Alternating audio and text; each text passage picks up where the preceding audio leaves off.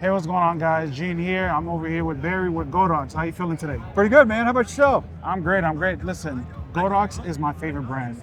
I have at least 10 lights from. I have the 600s, daylight, bicolor, the RGB. I have tube lights. I just showed you my the RS60s. Yep. I absolutely love Godox. We love hearing that, man. That's great. That's awesome that you're able to kind of do that with the different types of Godox lights and things that are out there on the market. What are some of your favorite products? You know, it's funny enough, the light you and I were just looking at, the RS, the bicolor, as well as the full color fixture, because it's like that Swiss Army knife of lighting, right? I agree. Any type of thing I might be trying to shoot, it does wonderful for me.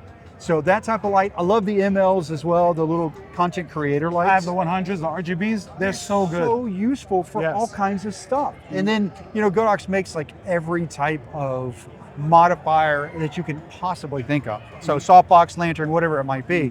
And it's real useful for those little lights as well as all the way up to the big stuff. So I know that you guys recently announced something new. Can you tell us a little bit about it? Yeah, sure. So PaletteLab is one of our new brands of lights. And what it is, it's a color engine. So what we're talking about is the color engine of the light itself. The PaletteLab actually allows us to be able to do different types of colors with 9 different color chips on the inside.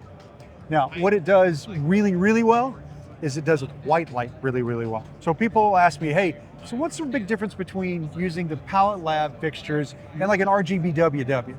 Well, with those 9 chips, we can create all different types of white light.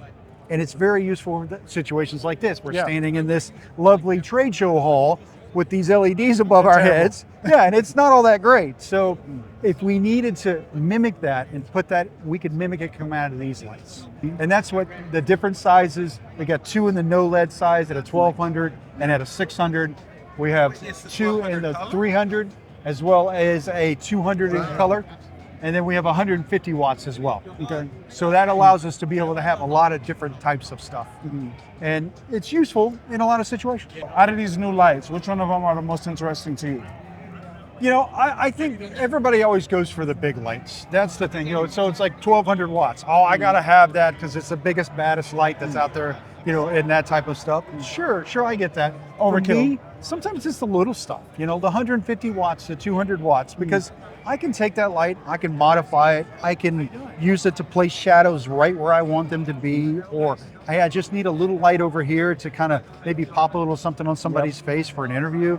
Those type of things are important because they're like the everyday things, but you want it to look the best you possibly can for all your viewers out there. That's the most important to me. Like you mentioned about conferences, especially with lights like these, they're so bad. I cover a lot of events, and the Godox, my favorite kit right now. I use the old SL150 bag. Yeah. And I have 2 100 RGBs and 2 bicolor 60s. Right. I use it for weddings.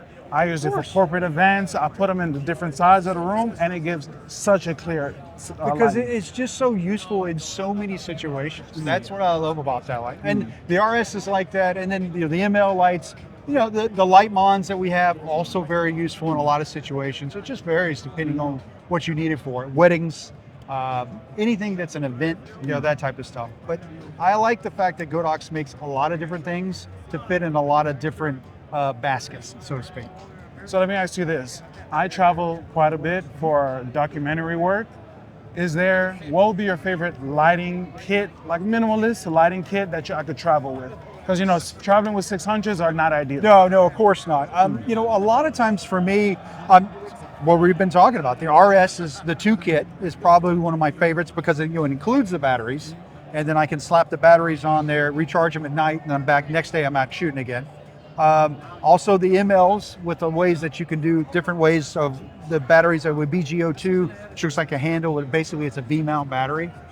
There's also a lot of different ways that you can work with some of the smaller lights, all the way up to the light mons. You know, if I want a small panel like the LP200 or the LP600, whatever it might be, those are great little panels I can stick together in conjunction with my cob lights to have, like, you know, a couple of key fill and maybe a backlight or a light to kind of throw up and put them all into a case that I can carry. You know, battery solutions are always things that we're always struggling with, all of us. So Godox has a lot of different ways that you can use a battery. And those ML lights, actually, we sell them with a battery that goes on the back and a Fresnel on the front. So again, there's a lot of ways to kind of make things look good, but to me, the little lights tend to be the easiest, especially with traveling. I don't know what it's called, but there's a piece where like you could put two V-mount batteries. I've seen it on B&H. Okay. So it's for the Lightmon's LA brand, and basically what it is a power supply unit. We'll call it that. That's the easiest way to kind of figure it out. But it takes two V mounts on either side, and then it has a cable that goes up and plugs into the back of the Lightmon's to be able to power that unit. Depending on the watt hours of the two batteries, can get you longer run times, makes it easier on you.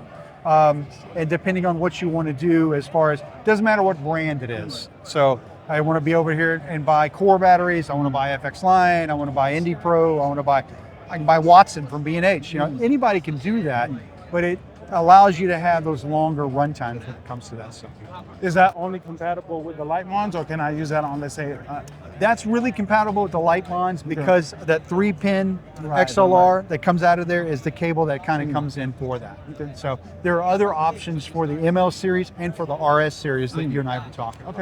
Okay.